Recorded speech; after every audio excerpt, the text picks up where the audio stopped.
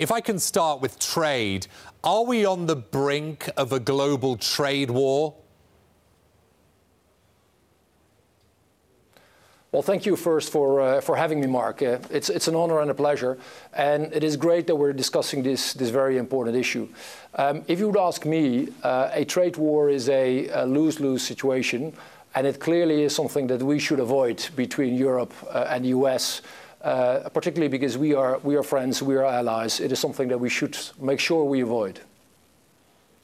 What is happening right now between the US and the EU are negotiations to ensure that the US doesn't impose these aluminium and steel tariffs. We have a May 1st deadline. Do you think that the EU and the US will reach this deal to stop tariffs being implemented by that date? Well, it is clearly something we should try, and we should give every effort we can.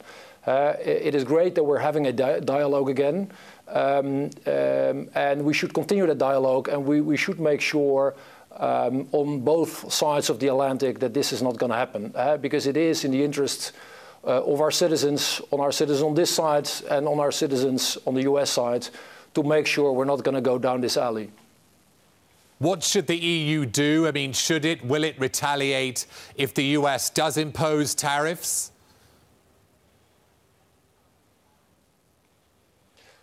Well, luckily, we're not there yet. And it is, frankly, also something I don't want to speculate on. It is something that we should make sure we avoid. We have been partners on a range of issues over the last decades, and clearly also on trade. And that is the type of dialogue we should continue. If there is reason to talk, then let's talk, and let's make sure we do it is in the interest of citizens on both sides of the Atlantic, Mark. That is our joint assignment, if you ask me. And when it comes to partnerships, could you forge the EU and the US some sort of common approach? Might there be a middle ground, a common approach when it comes to maybe putting pressure on China when it comes to steel capacity and intellectual property theft? If you forge a partnership with the US, some are calling it a trade coalition of the willing, might that be a way to ensure that tariffs aren't put on EU steel and EU aluminium?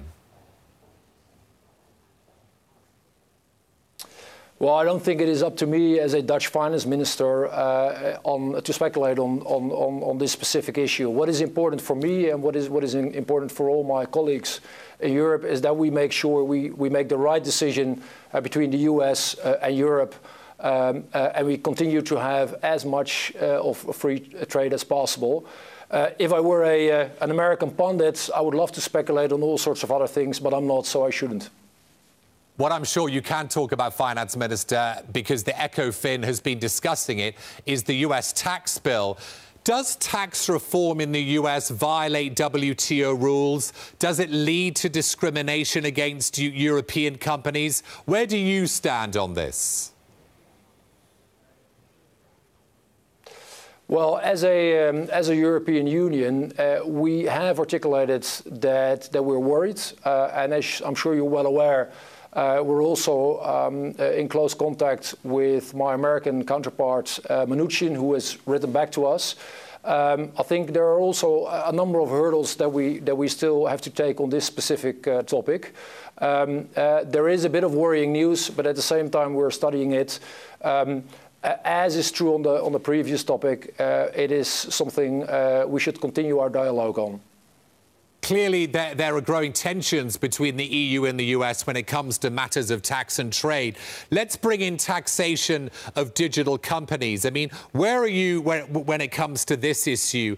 Are you willing to move forward with a Commission proposal, or is it imperative to see work happen at a global level when it comes to taxation of digital companies?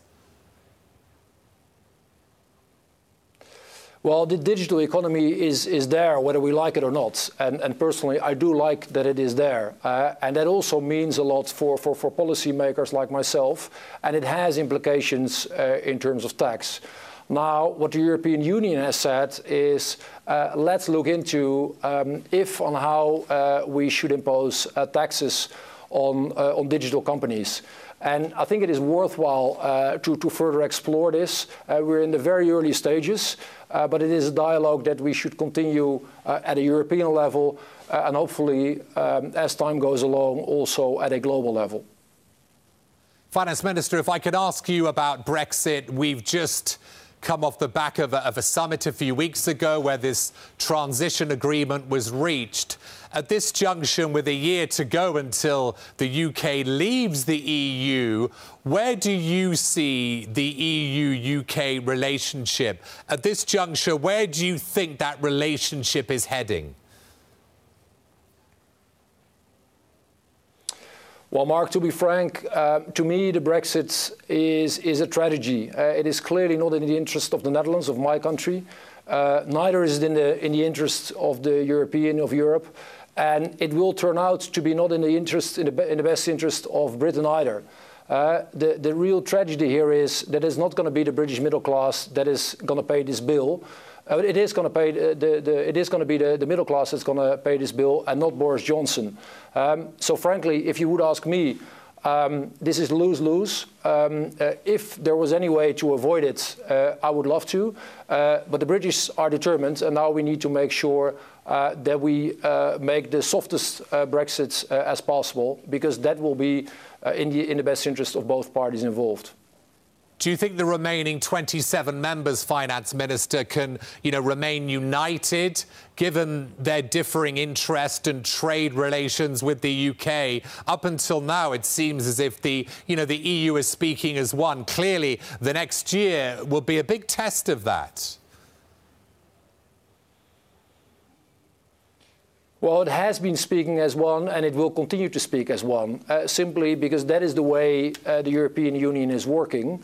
And all members are also very much motivated to continue in that way, and we will continue in that way. Finance Minister, just a final question. Is the EU speaking as one when it comes to further integration? The Dutch Prime Minister Rutte has said repeatedly over the last couple of months that Germany and France shouldn't seek to make decisions for the rest of Europe. I mean, do the Dutch feel left out? Because you've stressed that you don't see the need for French propositions like this Finance Minister, the budget for the euro area. Where do you see the Dutch when it comes to your role in Europe once the UK has left the EU? Well, what for me is very clear is that we are committed to Europe, and we will continue to be very much committed to Europe and to the euro and to the Eurozone. And the big question here is, of course, how do we move forward? How do we continue with reforms? How do we make sure we repair the roof while the sun is shining? Because on the one hand, there is the big task of member states getting their own house in order. And next to that, we have a couple of challenges, such as the banking union, that we have to face together.